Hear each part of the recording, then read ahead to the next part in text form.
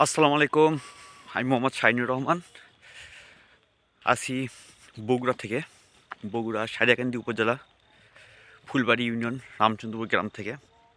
আপনাদেরকে জানাই শীতের সকালের শুভেচ্ছা। দেখতে পাচ্ছেন চতুর্পাশে কুয়াশা, কিছুই দেখতে পাচ্ছেন না। দেখছেন এত কুয়াশা। এই কুয়াশার ভিতর সকালবেলা আমি হাঁটতে শুরু করলাম। আপনারা যারা এই সকালবেলা লেপ বা কম্বলের ভিতর আছেন, তারা হয়তো এই শীতের যে একটা আনন্দ, সেটা আপনারা বুঝতে পারবেন না, এখনও মিস করবেন। তাই আমি আপনাদেরকে বলবো যে যতই শীত থাক, বেরিয়ে পড়ুন সকালবেলা। এখন বাজে সকাল 8টা। আমি ঘুম থেকে উঠছি 5টার দিকে ঘুম থেকে উঠছি, কিন্তু আমি খুব সকালে উঠি। তো নামাজ পড়া হয় নাই, আল্লাহ মাফ করে দেখ। তা নিয়ত করছি যে জ্বর থেকে পড়ার চিন্তা ভাবনা আছে, যে জ্বর থেকে নামাজ পড়বো, কারণ নামাজ পড়লে মনটা ভালো রাখে। নামাজ পড়তে হবে। তো এবার হয়তো জহরে নামাজ থেকে ইনশাল্লাহ নিয়ত আছে যে 5 ওয়াক্ত নামাজ পড়ার।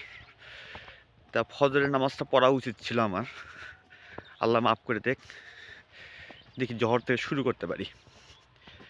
আমি আপনাদেরকে একটা কথা বলতে চাই, যে যদি 5 ওয়াক্ত যদি আপনার নামাজ পড়েন, মনটা ভালো থাকবে, খারাপ চিন্তা ভাবনা থেকে দূরে থাকবেন, আর শরীরের যেসব রোগ ব্যাধিগুলো আছে সবগুলো ইনশাল্লাহ কমে যাবে।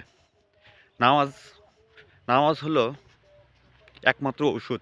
মানুষ যেটাই বলুক না কেন, ডাক্তাররা যত যাই বলুক না কেন, যদি 5 ওয়াক্ত নামাজ পড়তে পারেন, আপনার কোনো আল্লাহর রহমতে কোনো রোগ ব্যাধি সহজে হবে না। এটা কারণ কি, 5 বার যদি আপনি ঠিকমতো নামাজ পড়েন, যদি উজু করেন, যেসব রোগ জীবাণু যা আছে সবগুলো ধ্বংস হয়ে যায়, আর মনটাও ভালো থাকে, এবং তো সোয়াবও তো হচ্ছে। তা শীতের সকালে আমি হাঁটতে শুরু করলাম। দেখি জ্বর থেকে নামাজ পড়া শুরু করব ইনশাল্লাহ, আল্লাহ যদি তৌফিক দান করে, আল্লাহ যদি কোনো বিপদ আপদ আমাকে না দেয়। আর শীতের সকালে গতকাল যে বিকালবেলা যে হাঁটছি, আজকে সকালবেলা হাঁটা শুরু করছি। তার চতুর্পাশে কুয়াশা, কিছু দেখতে পাচ্ছেন না, লোকজনও কেউ নেই। এইখানের ভিতরে আমি একা, ঘুম থেকে কেউ উঠেনি। এখন যে 8টা বাজে, সকাল 8টা, তবুও কিন্তু কেউই উঠেনি, সবাই ঘুমের ভেতরে শুয়ে আছে। তো আজকে রাত আপনার 9টার দিকে শুয়ে পড়ছিলাম। 9টার দিকে শুয়ে পড়ছিলাম, আবার 2টার দিকে একটু জাগিল পাইছি। তারপরে আবার ঘুমাচ্ছিলাম, আবার 5টার দিকে উঠছি। তো যাই হোক, এখন আমি আপনাদেরকে বলি, সেটা হলো যে আপনারা 5 ওয়াক্ত নামাজ পড়ুন। যেটা আমিও পড়িনি, বলা ঠিক না, আল্লাহ মাফ করে দেখ। তো এখন থেকে ইনশাল্লাহ নামাজ পড়বো ইনশাল্লাহ, আল্লাহ যদি তৌফিক দান করে। আর এই কুয়াশার ভিতরে হাঁটা শুরু করলাম, আর আপনাদেরকে দেখাচ্ছি গ্রামের শীতের কি আমেজ। আর আজকে কুয়াশা একটু বেশি মনে হচ্ছে, এখন রোদ মনে হয় উঠবে কি না জানি না। আজকে এ কয়দিন ওই সূর্যের কিছুটা দেখা গেল। আজকে সূর্যের এখন 8টা 15 বাজে। দেখতে পাচ্ছি আকাশের দিকে আমি যদি দেখাই, এটা হচ্ছে পূর্ব, এদিকে হচ্ছে পূর্ব, আমি যেখানে করে আছি এটা হচ্ছে পূর্ব দিক। কোনো প্রকার সূর্যের কোনো নেই। মনে হয় আজকে সূর্য যদি উঠেও হয়তো দেরিতে উঠতে পারে, আমার যে ধারণা। উড়ে বাপরে বাপ, আল্লাহ আল্লাহ, পায়ে একটু আঘাত লাগছে। তো দেখতে পাচ্ছেন শীতের ভিতরে কুয়াশা, এই পাখিটা আমি দেখতে পাচ্ছি, ওই যে দেখতে পাচ্ছি কালো রঙ, ওই যে ওই যে ওই যে আমি ক্যামেরা দিকে ওই যে একটু ঝিমাচ্ছে। এত ঠান্ডার ভিতর পাখিগুলো যে ঝিমাচ্ছে, ওই যে দেখতে পাচ্ছেন কালো রঙ, ওই যে ওই যে দিকে আমি আরেকটা এগিয়ে যাই। আমি যে কাছে যাচ্ছি তা এখন উড়ে যাচ্ছে না। আমি আপনাদের আরেকটু আগে নিয়ে যাই। দেখতে পাচ্ছেন কাছে যাচ্ছে, তাও কিন্তু যাচ্ছে না। ওর এত ঠান্ডা লাগছে। দেখতে দেখতে পাচ্ছেন, নালটা কিনে দিই, দেখতে পাচ্ছেন, এই যে তাও কিন্তু ও যাচ্ছেন, দেখি এই তো উড়ে গেল দেখছেন। যাই হোক, বিরক্ত করাটা ঠিক হয়নি আমার, তা আপনাদের দেখানোর জন্য ইয়ে করলাম। এত যে ঠান্ডা, তবুও কিন্তু পাখি কিনে দেয়, ও এখানে এসে বসলো আবার, বুঝতে পারছেন। আয় আয় আয়, তুই খাবার দেবো, আয় আয় আয়, তুই খাবার দেবো, আয় আয়, তুই খাবার দেবো, আয়। ও কিন্তু আমি এখানে কাছে আছি প্রায় কয়েক মিটার, তাও কিন্তু ও কিন্তু যাচ্ছে না, হয়তো উড়ে গেল। আচ্ছা যাক, সমস্যা নেই, ওকে আর বিরক্ত না করি।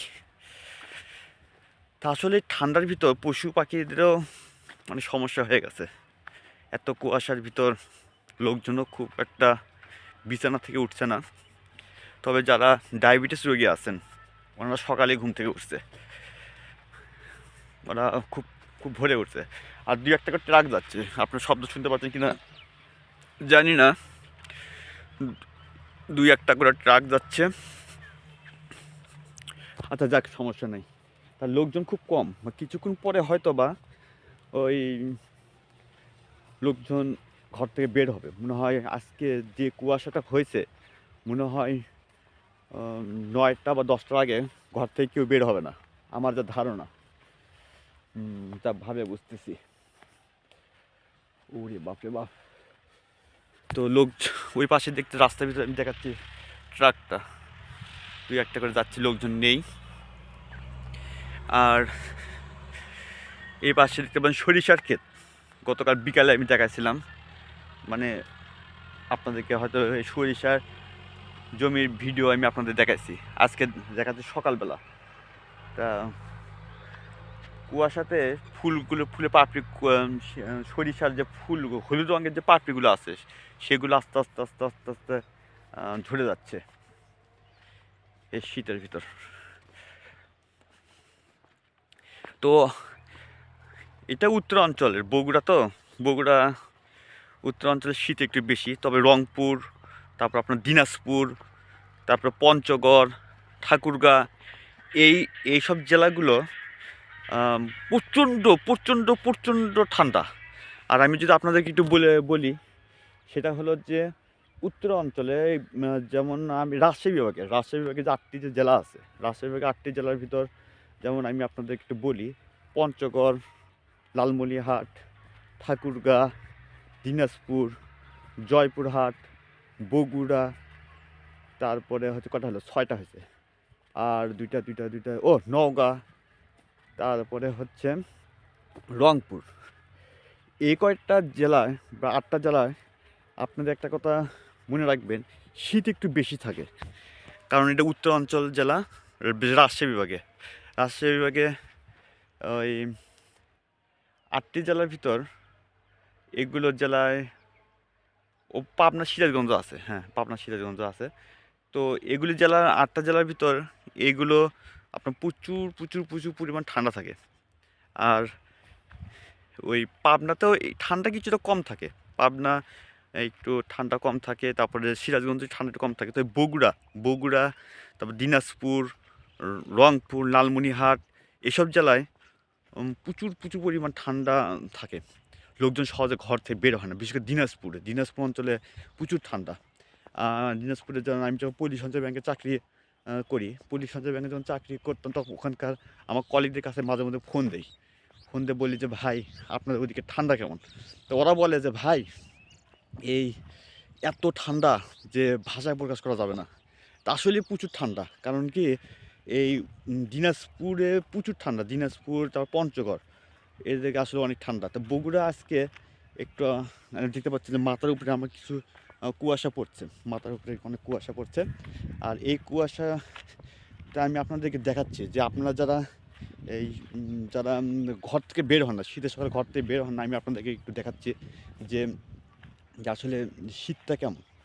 তা যারা অলস প্রকৃতি, যারা হয়তো বা 10টা 11টাতে ঘুম থেকে উঠেন না, আমি তাদেরকে বলি, তাদেরকে উদ্দেশ্যে এই ভিডিওটা করা।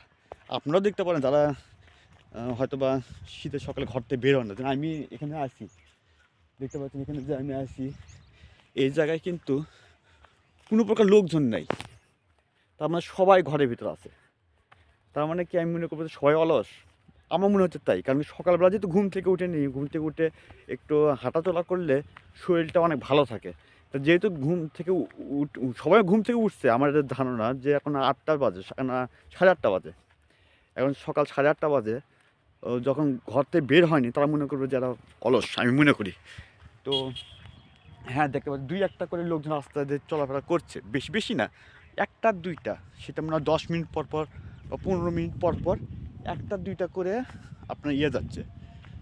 ওই লোকজন যাচ্ছে আরকি। তো এই পাশে আমি আপনাদেরকে আরেকটু দেখাই। দেখতে পাচ্ছেন কিছু দেখা যাচ্ছে না। মানে লোকজন নেই বললেই চলে। আর এত যে কুয়াশা রে ভাই, বলার অপেক্ষাই রাখে না। যাই হোক, আমি আরেকটু হেঁটে, হেঁটে যাচ্ছি। ওই রাস্তা দিয়ে হেঁটে, হেঁটে যাচ্ছি। আর আমি যাচ্ছি জমির ধার দিয়ে। জমির যে ধার দিয়ে, এখান দিয়ে হেঁটে, হেঁটে যাচ্ছি। আর আমি আপনাদেরকে আরেকটা কথা বলে রাখি যে ওই যদি আপনারা সকালে ঘুম থেকে যদি উঠেন, তা শরীরটা, তবে হ্যাঁ, গোসল করে বের হতে হবে। শীতের ভিতর যদি আপনারা গোসল করেন, শরীরে কিন্তু যে একটা গরম আবহাওয়া বা গরম বা তাপ, সেটা আপনাদের হয়তো বা থাকবে না। তো এটা আসলে থাকবে না, কারণ কি গরমের যে আবহাওয়া, গরমের যে একটা শরীরের যে একটা থাকে, সেটা অলসতা অনেক কেটে যাবে। তো সকালবেলা গোসল করে আপনার ঘর থেকে বের হবেন। যত ঠান্ডা থাক, গোসল করলে দেখবেন যে আপনার ঠান্ডাটা কমে যায়। অনেকে বলে শীতের ভিতরে গোসল করতে চায় না। তো হ্যাঁ, শীতের ভিতরে গোসল করাটা প্রতিদিন হয়তো করবেন না, হয়তো ১ দিন ২ দিন পর, পর। কারণ প্রতিদিন সকাল গোসল করা, আমি মনে করি যে শীতের ভিতরে গোসল করাটা বেশ স্বাস্থ্যের পক্ষে খুব একটা ভালো না, প্রতিদিন গোসল করা। আপনারা ২ দিন পর, পর গোসল করতে পারেন বা ১ দিন ২ দিন পর, পর গোসল করতে পারেন। আর যারা প্রচুর ঘামেন, অনেক হয়তো দেখা যাচ্ছে যে প্রচুর ঘেমে, ঘেমে যায়। যারা প্রচুর ঘামেন তারা প্রতিদিন গোসল করতে পারেন। আর অবশ্যই আপনাকে ২ দিন পর, পর গোসল করতে হবে। তা ২ দিন পর, পর গোসল করলে শীতের ভিতর ওইটা, আমি মনে করি যে এটা শরীরের কোনো খারাপ দিক না, এটা শরীরের একটা ভালো দিক। আর প্রতিদিন শীতের ভিতরে গোসল না করাটা ভালো। হয়তো বা ১ দিন ২ দিন পর গোসল করতে পারেন। ওরে বাপরে বাপ! আবার চলে আসলাম এই সরিষার জমির ক্ষেতে। দেখতে পাচ্ছেন, এটা আরেক জমি। এদিকে মানুষ বেশিরভাগ ভাই ধান, খালি বেশিরভাগ মানে ধানই করে, বুঝছেন? মানে অন্যান্য ফসল ওরা করে না। এ পাশে দেখতে পাচ্ছেন যে সরিষার, আবার আমি দেখাচ্ছি। এত কুয়াশা যে ভাষায় প্রকাশ করতে পারছি না আমি। জায়গায় আমি রাস্তায় উঠবো কিছুক্ষণ পরে, আপনাদেরকে দেখাবো। রাস্তা দিয়ে হেঁটে, হেঁটে যাচ্ছি। আজকে তো কোনো প্রকার ডায়াবেটিস রুগীদেরকে দেখতে পাচ্ছি না। সকালবেলা উঠে গ্রামের মানুষ বেশিরভাগ দিক ডায়াবেটিস আছে। তা ওই ডায়াবেটিস রোগী সকালবেলা ঘুম থেকে উঠে রাস্তা দিয়ে হাঁটা চলা করে। তা আমি এখনো পর্যন্ত কোনো মানুষই দেখতে পাইনি। জানি না ওরা ঘুম থেকে উঠছে কেন, মনে হয় ওরা শুয়ে আছে। যাই হোক, ওরে বাপরে বাপ, কিচ্ছু দেখা যাচ্ছে না, মনে হয় একদম কুয়াশা। আপনাদের হয়তো ক্যামেরা দেখতে পাচ্ছেন, হয়তো বা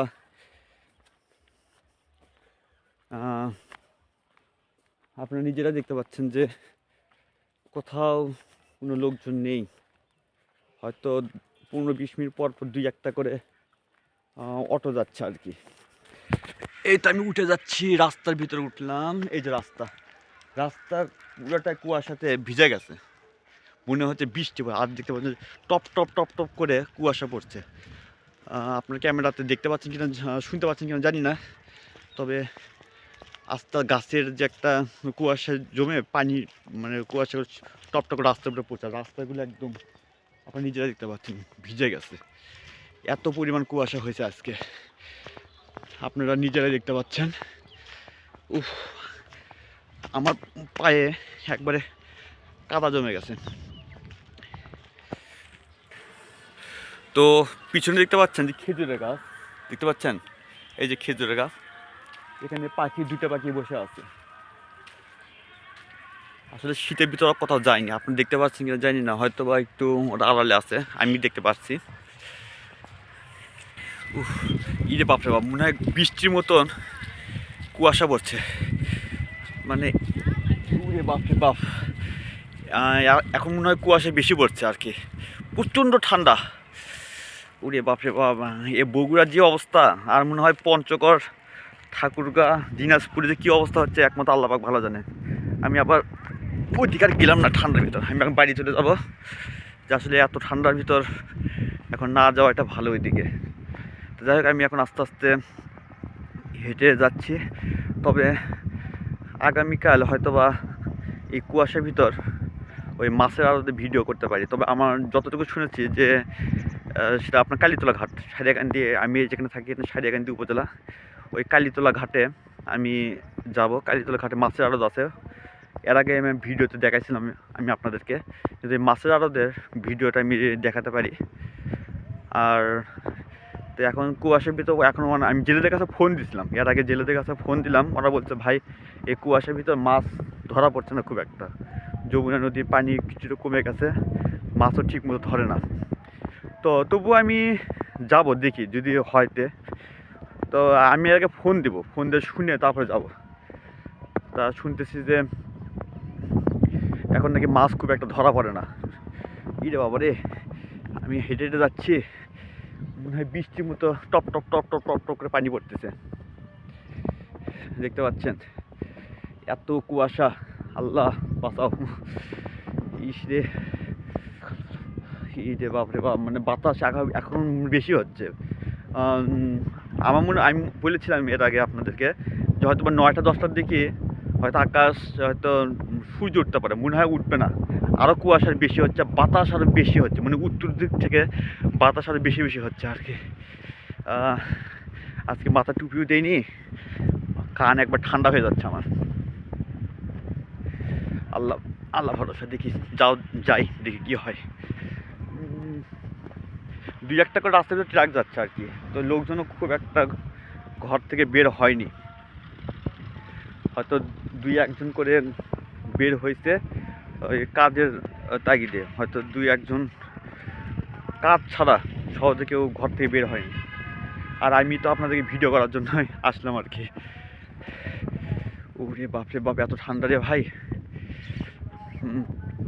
যাই হোক, শহরে যেমন একটু যেমন যানজট আছে, যেমন গাড়ি প্রচণ্ড হর্ন দেয়, গ্রামে কিন্তু অতটা নাই, গ্রামে ওই ধরনের পরিবেশ এখন নাই। হয়তো 2-1টা করে ট্রাক যায়, 2-1টা করে অটো যায়, 2-1টা করে রিক্সা যায়, এই আর কি টুকটাক। এখন কৃষক ভাই বোনেরা উঠেনি, এখন যে 9টা বেজে যাচ্ছে তা ওরা মনে হয় ঘুম থেকে উঠে নাই। আর এই যে ঠান্ডা রে ভাই, আমার হাত একবারে অবশ হয়ে গেছে, হাত। এখন তাড়াতাড়ি বাসায় গেলে বাসি, বাসায় যা কিছু খাবো, ক্ষুধা লেগে গেছে।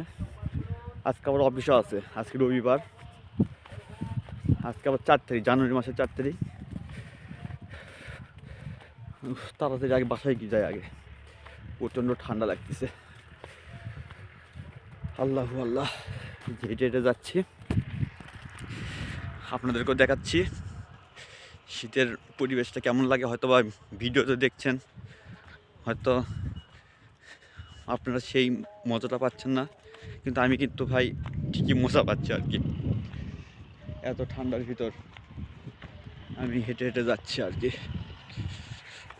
তো এই পাশে তো আবার সরিষার, আসলে শীতের ভিতর মানুষ, কৃষক ভাই বোনেরা, ওনারা ও করে, মানে সরিষাটা একটু বেশি করে, সরিষা, গম, তারপরে ভুট্টা। তো এখানে ভুট্টা চাষ ঠিক মতো করে না লোকজন, এরা বেশিরভাগ সরিষাটা করছে, গমটা 2-1জন করছে, তাই সবাই না, হয়তো 2-1জন এরকমই হবে হয়তো বা। আমি আপনাদের দেখাচ্ছি, আর কিছু নিপিয়ার জাতীয় ঘাস লাগাই, গরু ছাগল আছে তো, হয়তো বা নিপিয়ার ঘাস একটু লাগাই। আর এই পাশে দেখতে পাচ্ছেন জমি চাষ করছে, হয়তো কিছুদিন পরে পানি সেচ দিয়ে হয়তো ধান লাগাবে। আমি হেঁটে হেঁটে যাচ্ছি, আপনাদেরকে দেখাচ্ছি। তো আজকে এই পর্যন্তই। ভিডিওটি ভালো লাগলে লাইক, কমেন্ট, শেয়ার করতে পারেন। আপনি যদি আমার চ্যানেলে নতুন হয়ে থাকেন, অবশ্যই আমার চ্যানেলটি সাবস্ক্রাইব করবেন। আর বাংলাদেশের 64 জেলায় যে দর্শনীয় স্থানগুলো আছে, যেমন জমিদার বাড়ি, রাজবাড়ি, তারপরে হচ্ছে আপনার যেগুলি পার্ক আছে, বিনোদনমূলক পার্ক। আপনারা কোথায় কি দেখতে চান আমার কমেন্ট একটু জানাতে পারেন। আর আমি চেষ্টা করব যে এই বাংলাদেশের যে জমিদারগুলো বাড়িগুলো আছে সেগুলো আমি আমার এই ভিডিওর মাধ্যমে সব কিছু দেখাবো। তা শীতের ভিতর সেজন্য খুব একটা বের হচ্ছি না, হয়তো কিছুদিন পরে হয়তো বের হব। তো আজকে পর্যন্তই, ততক্ষণ ভালো থাকবেন। আসসালামু আলাইকুম।